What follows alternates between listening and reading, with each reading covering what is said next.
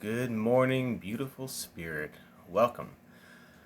Well, Rector Arundel here from Abel Spirit to Me, and I am Abel. Soham, Hansaha, Swāhā.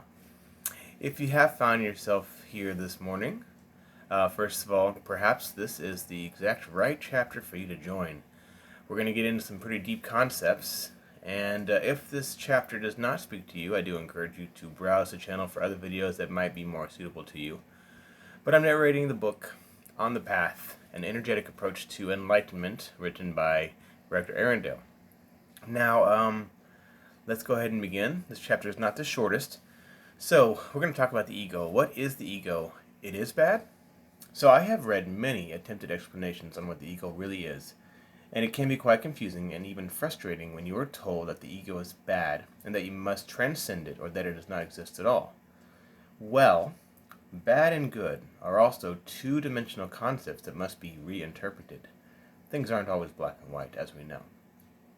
It is becoming common knowledge for any modern spiritual enthusiast that the ego is bad and that it must be beaten. Now, this is an incomplete interpretation of the Buddha's teachings, and we're going to go over that. A common Buddhist practice is to meditate on where your ego is in your body. You are to visualize entering whatever part of your body your ego resides to ultimately come to the conclusion that your ego does not exist at all. Now, this is a very frustrating concept for the new spiritualists, and it requires a much better explanation in my personal opinion. Now, the ego, as I understand it, is a result of your body's experiences on Earth so far, and this too deserves more explanation. So, some believe that the human being actually has 6 senses. Beyond seeing, hearing, smelling, tasting, and touching, we also have mind. And we use the mind as a sense and tool to comprehend our experiences in this particular body. Now, this leads to the concept that the same Atma, which is the smallest consciousness atom, can have different degrees of consciousness in different types of bodies. So the mind comes with the body in which you inhabit, and this is no accident. So the lowest degrees of consciousness arise as a byproduct of existing in a body of a lower evolutionary form that comes with a mind made for that body. Now again, I'm not talking about Darwinism evolution. It can be a hot and debated topic, but I simply mean a body with less obvious brain power than another. So, for example, a pig cannot develop the consciousness of a human while in a pig body. And I use this example because it is actually a common parable in Hindu scripture. A certain deity, which is a very highly developed Atma once again, is sent down to live in the body of a pig as punishment for something that he did. Now, while in the pig body, he is supremely happy in that life. He has a she-pig that he loves as well as piglets. He loves eating and playing in the mud and spending time with his pig family. The other deities realize that this punishment is not working out at all. He's just having too much fun. He is very happy in this lower, quote-unquote, unevolved life. So the other deities kill the she-pig and the babies, so that the deity in the pig becomes miserable and wants to die. And finally, they grant that wish. He dies and he goes back to being a deity again with evolved consciousness, meaning he's able to shed this physical existence and go to see a higher perspective. Only at this time does he realize in his higher perspective that he was in a poor state of being as a pig. Now, the moral of the story is once again that all material life is only temporarily satisfying, and also that you are only as high a consciousness as the body you reside in, and that's due to the type of mind that comes with the body. This means that being in a human body, you are very, very lucky. You are in the highest physical body that we know of in order to reach enlightenment. Now, you can think of it like knowing better. A dog, for example, has no higher purpose in life because a dog simply doesn't know any better. But you do. Now, I want you to note I'm not against the possibility that dolphins and other animals like elephants that are able to use more of their brain may be more evolved than us. I'm simply unable to determine their level of consciousness and therefore assuming that we are the highest physical body on and mind on Earth presently, meaning humans. So, reaching enlightenment means to fully recognize the absolute truth, which means the truth about everything.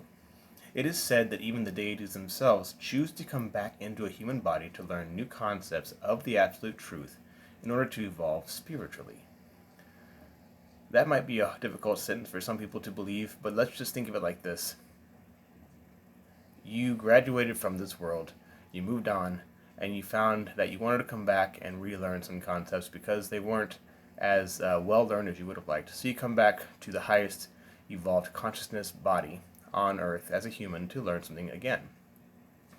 Many of you might be in that exact situation. You never really know. Now, absolute truth can be a difficult concept as well. Basically, absolute truth once again represents the true end-all be-all truth of the way things really are.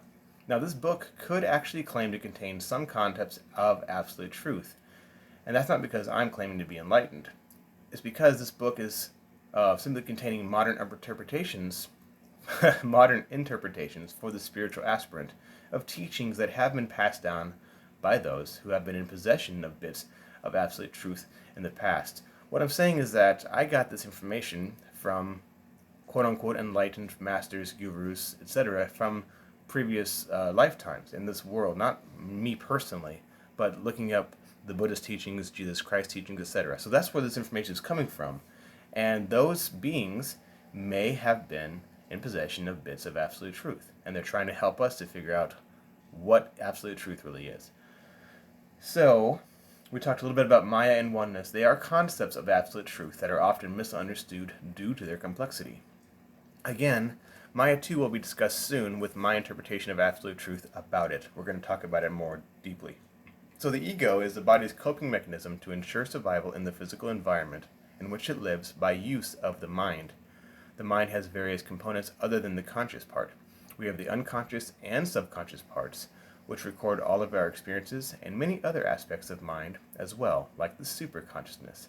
Now some would say, and I would certainly agree, that the superconsciousness is what we are tuning into when we talk about one's conscience. This is our deep moral compass. Now, if a human has access to all the mind all of the time, we would have enormous ability. And in fact, many movies and books have been made with that exact concept. I can think of a couple in my head right now.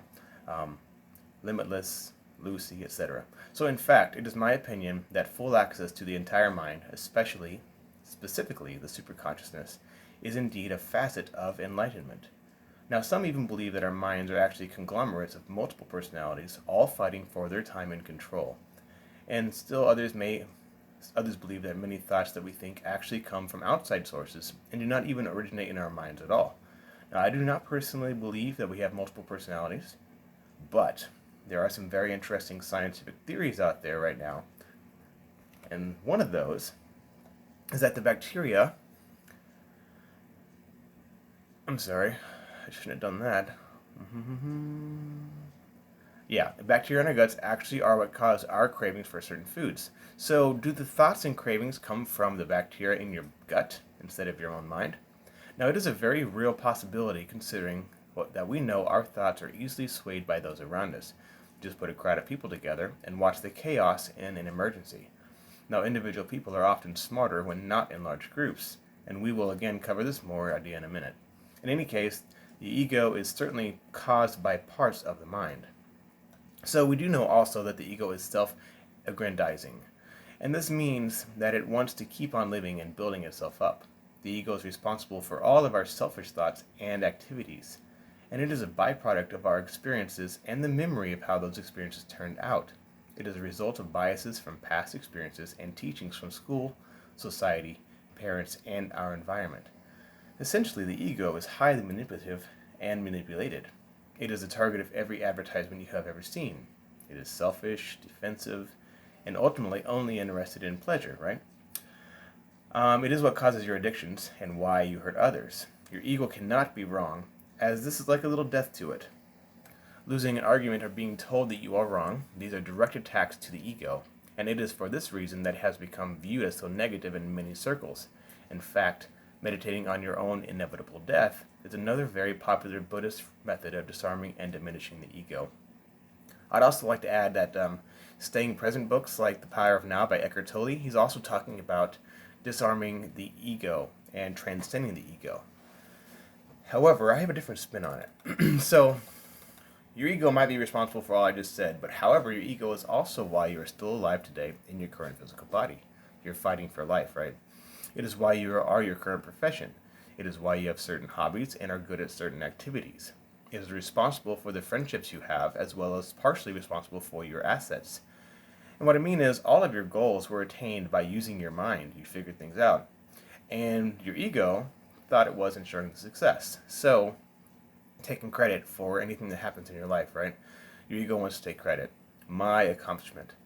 And some would say that you cannot really take credit for any of your successes or failures if you want liberation or enlightenment. But your ego does use all successes to strengthen itself. Your ego is responsible for your attachment and aversions. Therefore, we really do want to transcend it, but we must not call it bad. It is a necessary part of the human experience. You're learning because of your ego. If we did not ultimately experience this physical reality as temporary and unsatisfying, we would never seek a higher purpose. We would never seek enlightenment. The ego is built on the mind. The mind is a sense and a tool.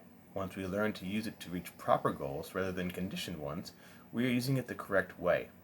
The mind is not bad, and the ego is not bad. After you learn to control your mind, you then become a different being than when you started the journey. You transcend the normal ego and begin using the superconsciousness. Now, this is a big concept, and we're going to talk even more about why the ego is not bad. But you have to understand that you're here for an experience, and the higher perspective, you could call it third eye perspective, is learning to see every experience as beneficial for your growth, okay? So in order to reach the superconsciousness, we actually have to quiet the other aspects of the mind, which is very difficult at first for most people. Right now, your mind is nothing more than a knot of thoughts. Many of these thoughts are repetitive and unhelpful. But when you slowly pull out one part of a knot at a time, you eventually get to the middle and find nothing there. Now, this is what is meant by emptiness. Emptiness is a complex spiritual subject in Buddhism, and people don't really know what it means. But this is what is meant when people say that you are not your ego, and that it does not exist, and that it is not real. Again, that is actually an incomplete interpretation. Your mind is there, obviously, and the thoughts and biases of the ego are in a knot, which obscures the superconsciousness. So, you can imagine a rabbit hidden in a thicket. The rabbit is completely obscured by all the many branches. And another term commonly used for this concept is the veil. The ego veils your connection to the absolute truth. Now, rather than completely getting rid of all of your ego and all of your thoughts at once, like they try to get you to do with present books, Power of the Now, Don't Think, you slowly remove one string of the mind knot at a time until the superconsciousness part is no longer completely obscured. You're also undoing the strings of the knot that you do not like. Okay, so you're dismantling this mind knot by taking out parts that you wish you didn't have or want to change and replacing it or leaving it alone. So while undoing the knot, more of the super consciousness becomes available. Your ego and your mind exist, but we're going to learn how to untie the ego knot and see through it to a higher perspective or higher consciousness. In other words, you silence the many thoughts, biases, and conditioning, and are able to become aware of thoughts from your own Atma. That's your soul. You could call these thoughts intuition, actually, because intuition comes from a deeper place than your normal ego thoughts, right? And I use the term aware of thoughts because that is how intuition happens. You simply become aware of ideas, you make connections, and you're not sure where they originate. It almost seems spontaneous. And it could be said that these thoughts come from spirit, once again, your soul, or other places. Some enlightened people say that they can hear or see God. Others say that they simply know something. Now, I'm not going to debate since I am not enlightened yet. But all that is consistently referenced is a much deeper and profound connection being established with the universe, the infinite, spirit, or source. And when this occurs, you can actually serve the universe as was intended. You will simply know what to do in every moment.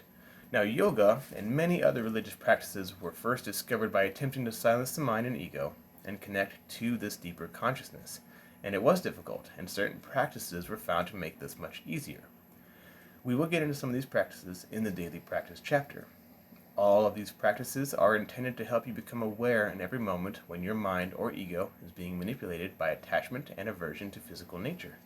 Now, physical nature is often called Maya, which is a Sanskrit term roughly is translated to not this, giving us the thought that everything we're seeing is not real. Now, it is not actually meant to suggest that the world is an illusion and that it does not exist. Rather, it is meant to remind you that it is not the ultimate goal. and that attachment and aversion to this physical existence by your mind and ego are responsible for your continued existence here, and ultimately your unhappiness, because it is all temporary. You cannot take it with you, right? So this is one way of understanding karma. You could say that your ego causes your karma. The things you do, due to the attachment and aversion to nature, cause certain things to happen in your life that you may or may not enjoy, and certain things are attracted to the vibration or frequency that you give out. You, the Atma, are living in this Maya with the goal of outwitting the system. The illusion is not the physical nature. Obviously, it does exist. But the illusion is believing that eternal happiness can be found in physical indulgence alone. So smoking every day, drinking every day, eating as much as you want every day, ultimately will not necessarily make you happy. A lot of wealthy people are depressed. So I'm going to stop the video because we're at 16 minutes. I hope you enjoyed the chapter. Please let me know if you have any questions. Have a wonderful day. You know I will.